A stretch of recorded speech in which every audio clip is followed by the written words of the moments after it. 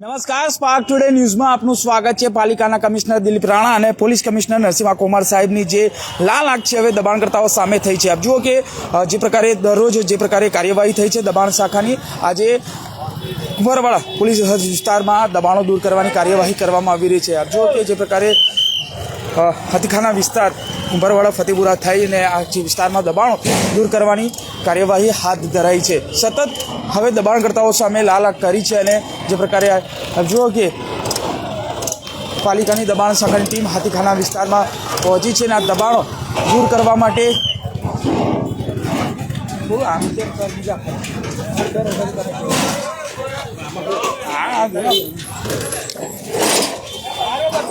જો કે દબાણ દૂર કરો ઝુંબેશ જે પાલિકાની અને પોલીસની સંયુક્ત રીતે કાર્યવાહી જોવા મળી રહી છે। આપ જો કે સતત આ પ્રકારે કાર્યવાહી હાથ ધરાઈ રહી છે। આજે હાથીખાના વિસ્તારમાં દબાણો દૂર કરવા માટે પાલિકાની દબાણ શાખાની ટીમ અને પોલીસની સંયુક્ત રીતે કામગીરી જોવા મળી છે।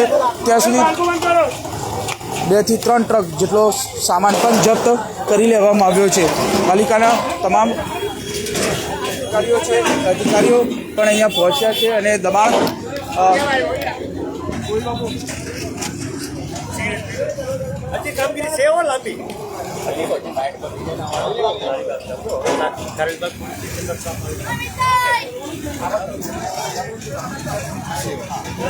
જો કે સતત જે પ્રકારે કાર્યવાહી થઈ રહી છે ને રોજે રોજ આ પ્રકારની કાર્યવાહીથી હવે દબાણકર્તાઓમાં ફફડાટ ફેલાયો છે। પાલિકાના કમિશનર દિલીપ રાણાએ જે લાલ આંખ કરી છે સાથે પોલીસ કમિશનર નરસિંહા કુમારે પણ સંયુક્ત રીતે ઓપરેશનમાં આ હાથ ધર્યું છે ને જો કે સતત આ પ્રકારની કાર્યવાહી અહીંયા જોવા મળી રહી છે।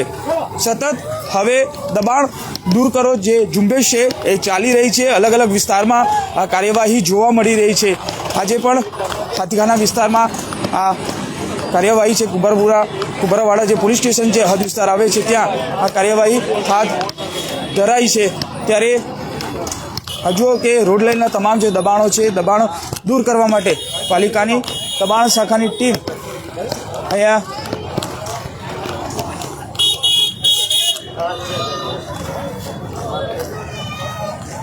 જો કે 2 થી 3 ટ્રક ભરી આ સામાન જપ્ત કરવામાં અત્યાર સુધી આવ્યો છે।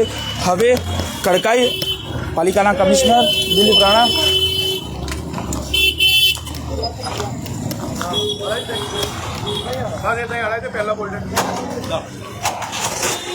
જો કે જે પ્રકારે સામાન 3 થી 4 ટ્રક જેટલો સામાન પણ જપ્ત કરી લેવામાં આવ્યો છે અને જે કડકાઈ પાલિકાની ટીમ હવે અપનાવી રહી છે અને સતત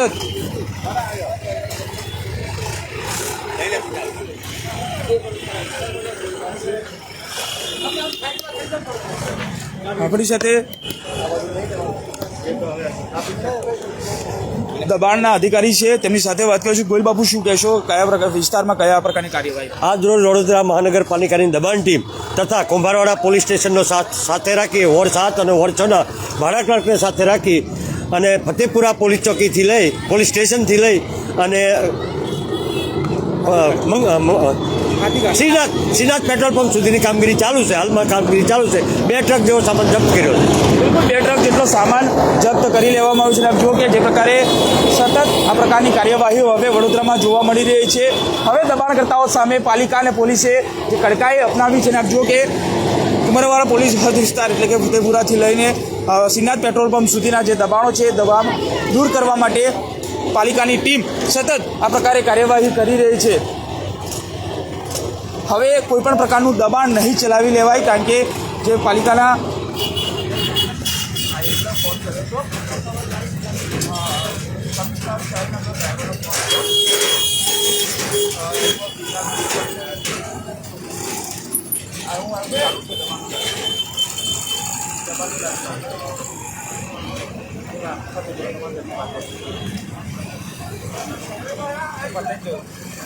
ચાલો ને જવું